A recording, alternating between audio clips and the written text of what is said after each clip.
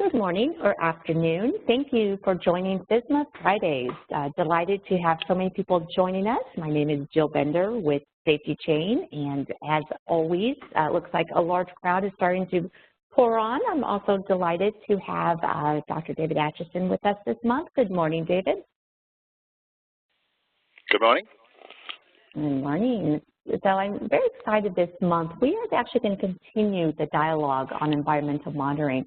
There were so many questions that poured in last month, and David, I think I was just, firing them at you as fast as I can. So we are going to follow up on quite a few more questions that came in from last month for this month, and I think the importance of environmental monitoring.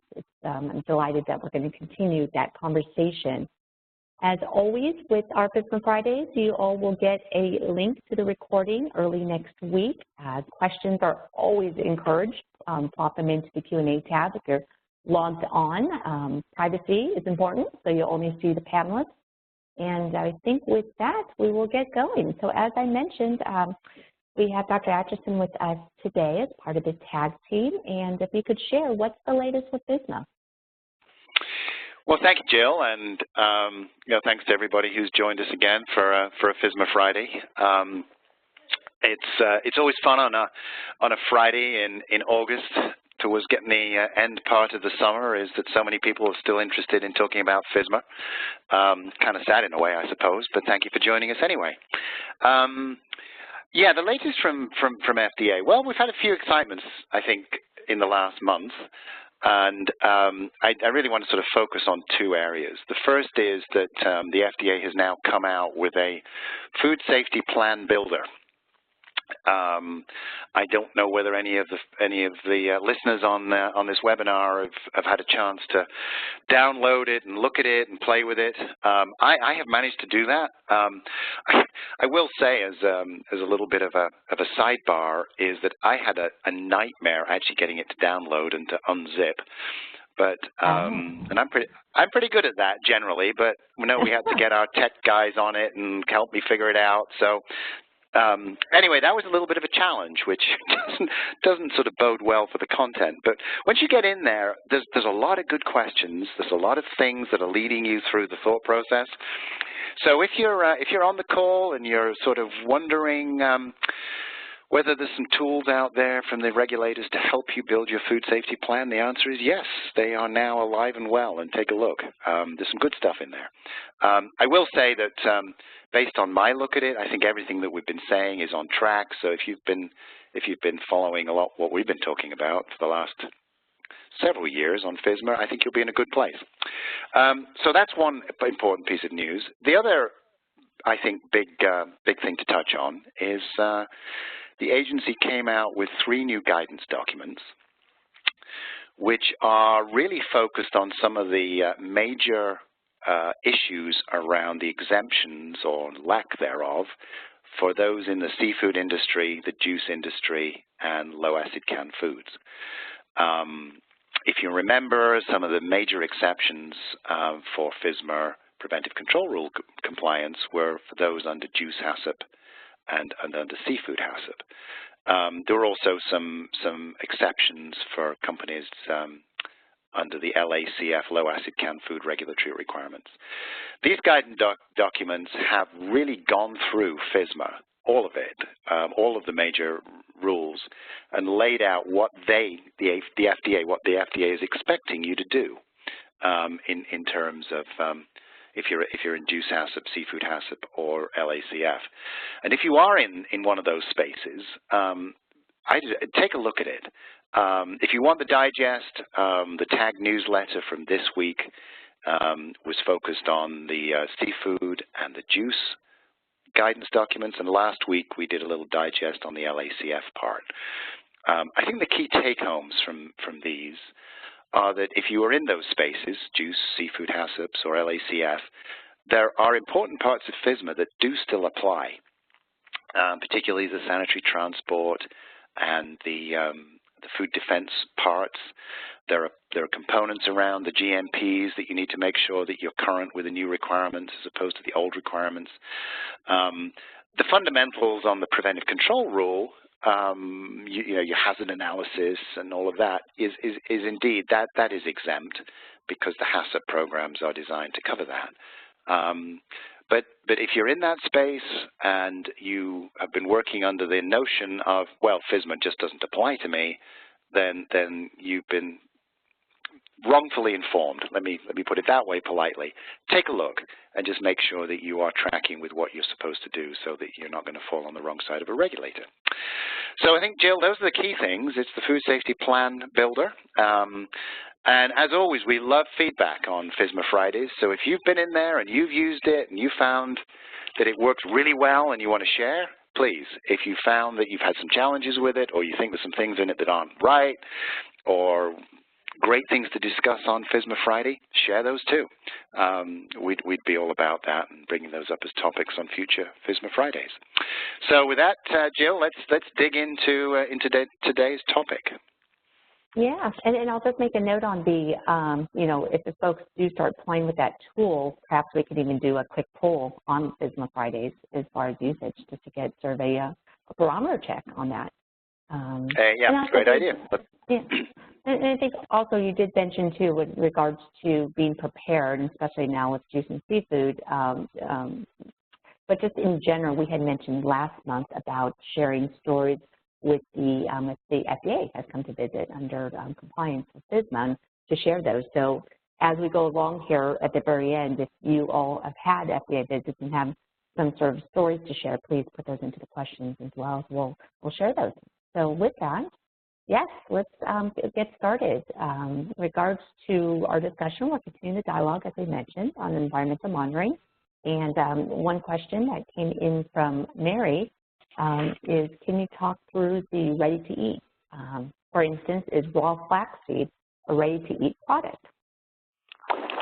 Yeah, just so everybody understands what we've done this week, this month I should say, is last month we were talking about the ready-to-eat, the environmental controls, and really the importance of that.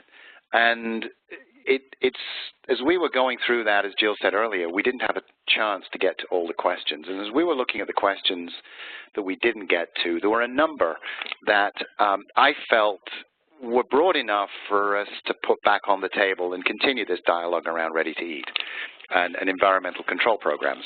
Because not only is it a clear regulatory requirement, it is still probably, if you're in that space of making anything that's ready to eat, and per this question, what is ready to eat? It is an ongoing and an important issue.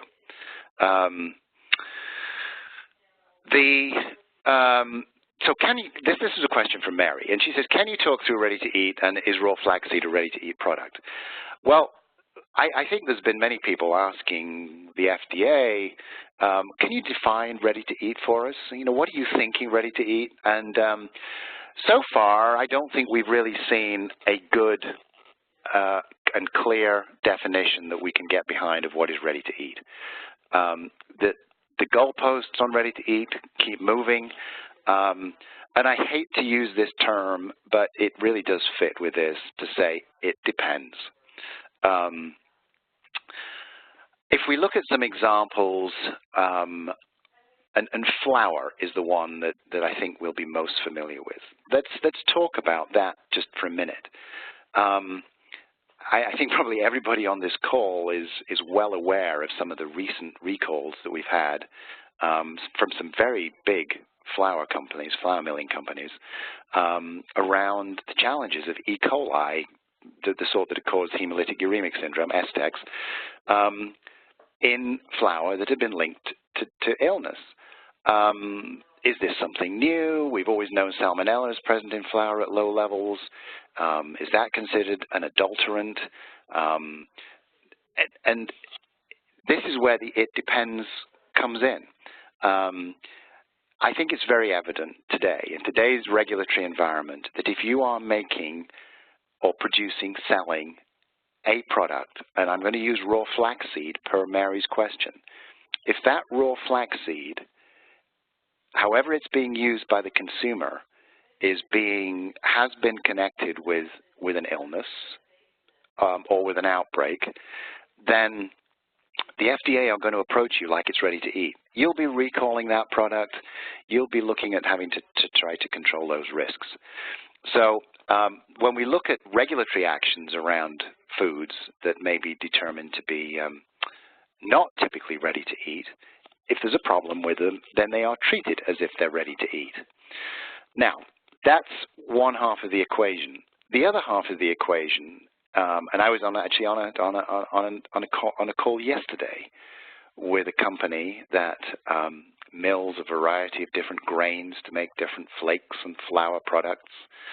And we got into this interesting conversation that even though they're selling their product as a not ready to eat commodity, it is being used by some in that mode. It is being used as a ready to eat because it's being used in bars in certain situations which are not further processed. So where we get into the FSMA part of this is if you are selling raw flaxseed as a manufacturer, should you be compliant with the environmental control program requirements? Should you have a strategy in place for environmental controls and environmental monitoring? And I think the answer to that, and I'm using I think because there isn't a clear answer in my opinion, is that if you are selling the product as not ready to eat, and you are labeling it as not ready to eat, and you are in compliance with the FSMA requirements in which you label it as such, for example, this product has not been processed to control pathogens, whatever language you're using, per FSMA, in terms of informing your customer, you're saying it's not ready to eat, et cetera, et cetera, et cetera. I think you would be within regulatory compliance if you said, well, based on our risk assessment, we don't feel we need to be compliant with an environmental monitoring program, FSMA. We're labeling it as not ready to eat. We're not treating it as ready to eat. However, and this is where the rub comes, I think you can manage the regulatory risk that way, but per my earlier point, if that raw flaxseed is then linked with an outbreak and it comes back to you, will you have FDA looking at your systems? Will you have them checking out your plant for salmonella, say in this case, in the environment? You will. They'll be coming looking. So I think you can manage the pure regulatory risk by labeling, et cetera, and being FSMA compliant. But my advice would be to look at your programs and see if, for an industry best practice purpose, it would be wise to try to control the risks in the ready-to-eat part of the facility. And this is why this was such a great question, because there is no clear answer on it. And it's all about it depends. And if you've got a huge milling plant, milling facility, depending on how it's operating, it may be virtually impossible to completely keep dust away from the raw side and the ready-to-eat side. How far do you go with expenditures? Well, be judicious and think it through. But anyway, I've rabbited on and long enough on this one, Jill. But it was such a great question because it raises all these imponderables. So we should move on. Okay. No, absolutely. I think what's just interesting to your part, though, is going towards that best practices in the state of uncertainty. No, exactly. Right. And without prolonging this particular question, but that is what it's about. And we are looking at managing pure regulatory risk. Am I compliant with FSMA? Yeah, I can do that. But am I doing what I need to do to manage economic risk to my company or reputational risk with my customers? Yeah, that's the second part of every discussion. Yeah, no, absolutely. Well, let's go ahead and take, we had a few questions come in from Vickie, and David, I'll just have you address them instead of me reading them because you'll start talking about them. Yeah, you know, Vickie, thank you, Vickie. I don't know whether you're on this month, but thank you for your questions. Thank Mary, too, for her question. But Vickie's first question here was, how might FDA react to a persistent non-L mono listeria species? If data supports the die-off of listeria in the product, does that make this product a lower risk? So we kind of got two questions here from Vickie. So how might FDA react to a persistent non-L mono? Well, oh gosh. These are all it depends types answers. But let me focus on this one. About a year ago, maybe 18 months ago, I was in a conference, and there was a speaker from FDA talking about how they were approaching listeria in the environment. And actually, I asked in the Q&A part, I asked this very question of the regulators, and guess what they said? The answer was, it depends. So I can quote directly from FDA as it depends. Now, obviously, for our audience, it's like, well, it depends on what, David? And so let me sort of expand on that just a little bit. The way that I interpreted the answer from the FDA on this was, if you've got non-monolisteria in multiple samples in your Zone 2 area and your Zone 3 area, if you've got sloppy GMPs that they have found, if you've got essentially structural defects, then they would regard the persistent presence of non-L mono as significant. They might well issue a 483 based on that. Would they require you to do a recall? I think there may be situations in which the FDA found non-listeria mono on a Zone 1 or a finished product. When you combine it with a history of multiple hits in the environment, poor GMPs, bad structures, drips in the wrong place, condensation, I think they could well trigger a recall for that. Not because of necessarily the presence of the microbe itself, but because they would claim and state that the product was produced under insanitary conditions. Typically, the FDA says where you've got non-L mono, L mono is not far away. And if you're finding non-LM strains, you may just not be looking hard enough for the LM, but it's lurking. And their point, the FDA's point here is the environment is permissive for the growth and survival of listeria species. And if it will support a non-mono, it will support a mono. So the FDA can react very, very draconianly and very thoroughly and very aggressively to non-mono. So some people are working under the assumption, well, if we never look for mono, we're okay. No.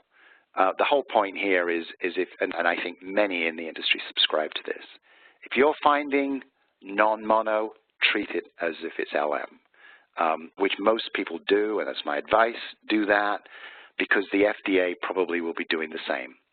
So that's a good question from Vickie.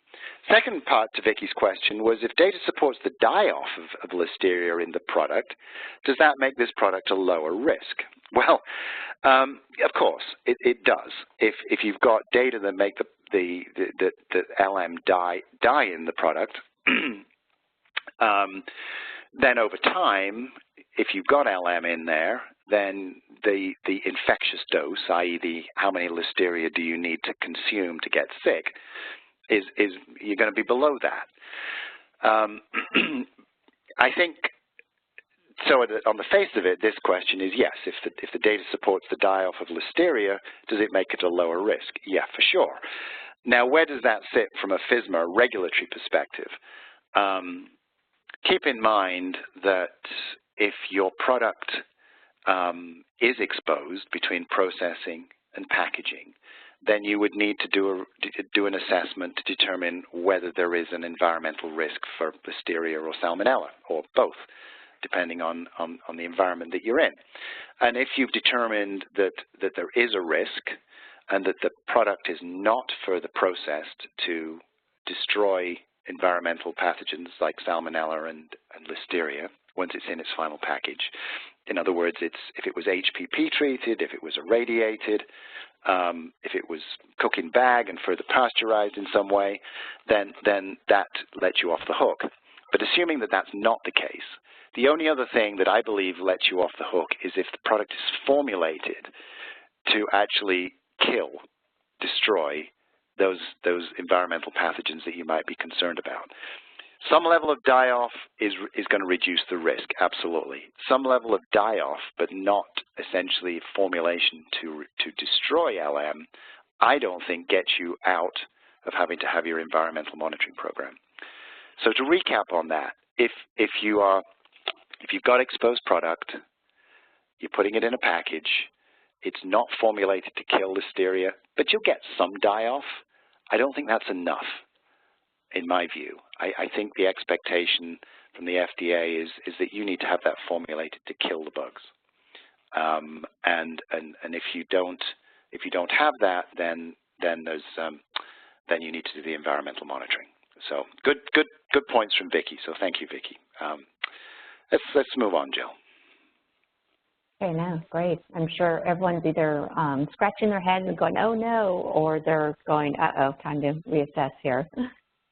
So next question is from Gordon, if you want to go ahead and dive into that one. Yeah, exactly. No, thank you, Gordon, for your question. Here, Gordon is asking about supply chain risk control and how far will the FDA push into the supply chain. So what Gordon's saying is, do we see the FDA pushing deeper into the supply chain on ready-to-eat processing to investigate and swab all suppliers to the ready-to-eat foods, especially those without a kill step? And then he's sort of following up is how soon do you see them going that depth in the food chain? Well, to answer Gordon's second part first is the FDA are pushing into the supply chain already. They always were. And it's been a few years since I worked at FDA, but we did that then. If there was a situation with a food, the whole point was to chase back in the supply chain through a trace back to find out where the most likely cause was.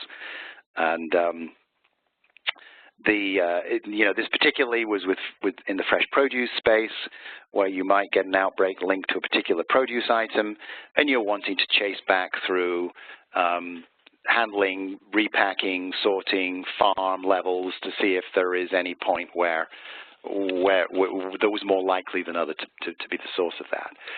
So do I see FDA pushing deeper in the supply chain? Absolutely. As they go back into that supply chain, they will be swabbing potentially. They will certainly be looking for regulatory risks as they go back, and they are doing that right now. And if we go back to the question on the flaxseed that I think came from Mary, if that flaxseed had been linked to an outbreak, and I'm using the example that I talked about, is say the flaxseed is used in a cold-pressed bar by manufacturer A, who receive it from manufacturer B. They receive the flaxseed from manufacturer B. There's an outbreak linked to the cold-pressed bar. The FDA would come to the cold-pressed bar facility. They'd be looking for problems there. They may well be doing swabs. Let's assume it's listeria. They'd be looking for process failures. They'd be looking for packaging issues. They'd be looking at environmental controls in manufacturer A, where the cold-pressed bars are made. Didn't find anything there, and that all looked good. Well, let's look at ingredients. Obviously, that's where the agency goes. We all know it. And let's test some ingredients. Oops, the flaxseed has come up positive for listeria. Back to the flaxseed manufacturer, manufacturer B in our little example here. They get in there, and you bet they would be looking at exactly the same things. Do you have listeria all over your production area? Now, you may be selling it as a non-ready-to-eat, just like we had with Mary's question, but that will not stop the FDA coming in and poking around and looking for trouble in your food contact areas to see if you are the source of that. So, indeed, Gordon, they are pushing deeper. They will push deeper, and they're doing that now. One other point on this. is that keep in mind part of FSMA compliance is supply chain risk control. So as you're looking at your suppliers, you're required to do a hazard analysis and determine what risks need to be prevented, and to Gordon's question, who in my supply chain is controlling that risk? And you as the person who's having to be compliant with that part of FSMA needs to explore back in your supply chain. And you may have to go back 2 steps, 3 steps before you get to the manufacturer who is actually controlling the risk that you've determined could be there, like listeria. And make sure through your supplier verification that that risk is being controlled, and that facility that's controlling that risk is compliant with FSMA. That's got nothing to do with the environmental monitoring part of FSMA. That's got everything to do with the supply chain control part of FSMA. So again, Gordon, thank you for your question, and that's a good topic that gets us into both supply chain control as well as RTE issues. So, Jill, do we have any more? I believe we do. Let's check. Yep, we have one from Mike. All right. Well, Mike, thank you for your question. And here what Mike's asking is if a company adds a lethality step to the food product, so spraying a validated antimicrobial onto the finished product, does the FDA take that into consideration if on a swab inspection a positive pathogen is found in zone 3?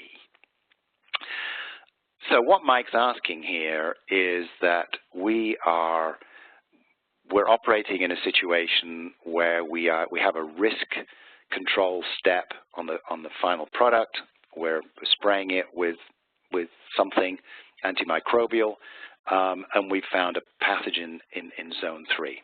Will the FDA take that into account?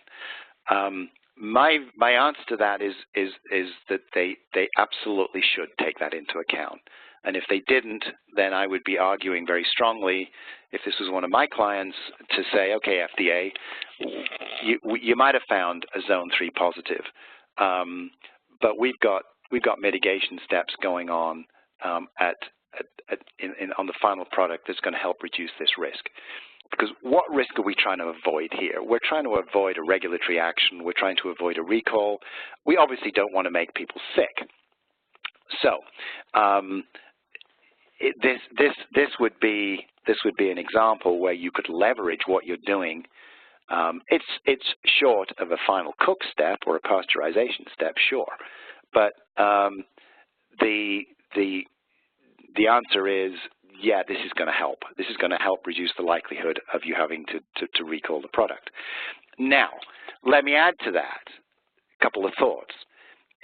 I'm not suggesting that a little spray on the finished product allows you to have a sloppy environmental control program. It's like, well, we really don't care about zone 3s because we're spraying this magic juice on the finished product, which is going to control the risk. Don't go there. Don't go there, because we're back to conversations that relate to allergen control, where the FDA has made it very, very, very clear that if you put a may contain label on your product for specific allergens, it does not get you off the hook for having good manufacturing practices and allergen control systems. So I'm answering this question from Mike in the context of we've got really good environmental control programs and we're also spraying the finished product. That's great. That's multiple hurdles to try to keep the bugs at bay. But don't rely on your magic juice on the finished product to allow you to have a sloppy environmental control program, because you will get skewered by the FDA if you do that. So trying to put Mike's question in context here, and keep in mind that the FDA will be looking at all of those factors. And as I was mentioning on an earlier question, is if your GMPs are horrible and you've got lots of positives, then you will be in trouble on something like that. But on the face of it, yeah, absolutely. This helps in the conversations with the regulators. So good question from Mike. No, absolutely. I think it's interesting as far as no magic at the end. It's got to be all the way through from start to finish. It really Absolutely. does. And I mean, that's food safety 101 in many ways, is like put, you know, make sure it's a solid program from one end to the other. Excellent. Well, David, we do have one more question that we were going to pose today from the audience, and then just a few other quick things to offer here. It is at the bottom of the hour, so I know some people do need to log off, but for those that can stay, we'll hang on for about 5 more minutes, and we'll keep plugging away, and questions that come in we'll try to address, or we'll address next time. Sound like a plan? Absolutely. Sounds good. Okay. So last question. Yeah, we got the last one up here, Jill, I think, from Omid. And Omid's asking, what if we make a low-risk product an aspect of water activity of less than 0.6? Do we need to conduct an environmental monitoring? Well, obviously that's a pretty tight scenario. My answer to that is if your product does not have this subsequent kill step that I've talked about, it's not pasteurized, it's not HPP'd, it's not irradiated, it's not gone through something or it's formulated to kill Listeria or Salmonella, then the FDA would regard this as, and I am making the assumption that it's ready to eat in terms of this question, then the FDA would say, well, yeah, you do need an environmental monitoring program because you may have Listeria mono all over your zone 1 surfaces or Salmonella. It gets into the product. Just because it may not support the growth doesn't mean it doesn't create a risk. So just because your product is formulated in such a way that won't allow growth, or to that earlier question, it may even facilitate some level of die-off, unless you can show that it's basically going to be zero public health risk, then the FDA would kick you into, yeah, you need an environmental monitoring program. So don't rely on, oh, it ain't going to grow, we're okay scenario, which I think is really what this question was getting at. So back to you, Jill. Okay, great. Quite a bit of questions that did come in, and I'm glad that we were able to get through all of those.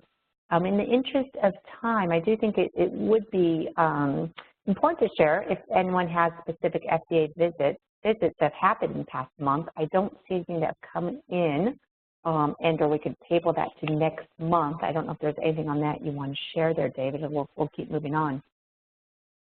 No, you know, I've not heard any adventure stories since we last did FSMA Friday. But if you've got them, share them. And you know, one thought here, Jill, is I think hopefully those who've joined us today have enjoyed this conversation around the questions and experiences, and we can continue to leverage that. We want to make FSMA Friday helpful. So we may not have got to your question today, but if you've got one, just like last month, we'll look at them, and we'll maybe, Jill, pull some out and use those to as a springboard to jump into our next FSMA Friday, and obviously update people on new and exciting stuff. But we want to make these interactive as much as we can with a 1 month delay, but that's our goal here. Well, I did see someone pop up and say, yes, I had a visit. So if you have a few things you want to put in there, great. If not, you know, maybe perhaps I'll just reach out separately and we'll kind of go there. Actually, let me just read what she wrote real quickly here. I think it's worth it. A distribution center, sounds like sorry, so many questions are now starting to come in. It went back to it. With regards to a distribution center, hang out with me a few seconds here. Sorry, the WebEx platform is a little challenging to read. He made a point to let me know that he was doing an observational visit and not judging against FSMA yet. So I think that was a similar visit story last month as well, right? That someone had a visit and that was for observation and that would not be applying under compliance. So that's interesting. No, it is interesting, and definitely, you know, FDA have said we're in a learning phase, and you know, at some point, and they're already going there. I mean, we talked a bit before about FDA inspectors are using their FSMA authorities already. So I think this will not be a clear line in the sand, Jill, where all of a sudden FDA makes a public announcement. All right, fun's over. We're now, our FSMA reviews are now inspections are going to be for compliance as opposed to education. I hope that the FDA continue to educate as much as enforce on this. They really do need to do that, because we should all be pulling in the same direction here. They need to take actions where there's egregious problems, but if this is just are you in compliance with the paperwork requirements, then help, please. Help people get it right. Don't just issue 483s. Anyway, that's a little appeal from David. No. That's a good appeal. We often do get government folks on these calls. So there are quite a few other questions. I think we will table them and address a good few next month. If you haven't joined our FSMA Fridays LinkedIn group, we also are doing our best to answer a few questions there. So definitely join us there. I will do my 2-second plug, of course, as you know, and as evident, obviously, with all these sessions, the TAG team is a great resource for FSMA in identifying gaps, helping build plans, understanding, and so forth, much more beyond what you're getting on our FSMA Fridays, but good culture conversation. And of course, I would not be remiss if I didn't mention safety chains management solutions in ensuring everyday execution and properly documented for audit readiness. One thing I did want to definitely mention is something that both Acheson Group and Safety Chain are co-sponsoring is a survey, and we're going to use sort of these questions from this survey to continue to build upon the most relevant topics for FSMA Fridays. But it is launching officially today. You will get a link in the recordings next Monday. Just a quick few-minute survey that assesses pretty much what's keeping you up at night from a food safety and quality management, operational management standpoint. And the goal really is to assess what are the sort of key challenges and trends across the board in regards to you and your peers and across different industries and roles. And we'll look forward to sharing those results at the next FSMA Fridays in September. And it occurred to me, David, we may want to extend that session to 45 minutes. I will sync back with you on your schedule to make sure that works, but I think we'll have enough between the questions that came in and the survey to keep us well talked next month. Yeah, so that sounds great, Jill. Does that sound good? Okay, great. I love that I'm committing your schedule without asking ahead. I have a propensity for doing that. So with that, I will go ahead and wrap up in the interest of time. Lots of events that Safety Chain will be at. Our partner Alchemy User Conference coming up in Austin, and NAMI is having a really good pathogen control and beef conference for those in that industry in the Chicago area. And then I cannot, and I know I do this all the time, but the TAG newsletters, when they come out, the blog posts, those circle around Safety Chain. Within Safety Chain, we always try to keep up with the industry and best practices and food for thought. And David, honestly, those newsletters are one of our first go-tos. So I really encourage everyone to sign up if they haven't already for the TAG newsletters. So, wow, I tried to wrap this up quickly. Any parting thoughts, David? Otherwise, we'll call it another successful FSMA Fridays. Absolutely. No, nothing major, just to wish everybody a very happy weekend and have a good Labor Day, because I think next time we'll be chatting, we'll be after that. So thank you, everybody. We really appreciate your support. Keep the questions coming. Yeah, absolutely. Thank you, everyone. Have a good day. Thanks. Bye-bye.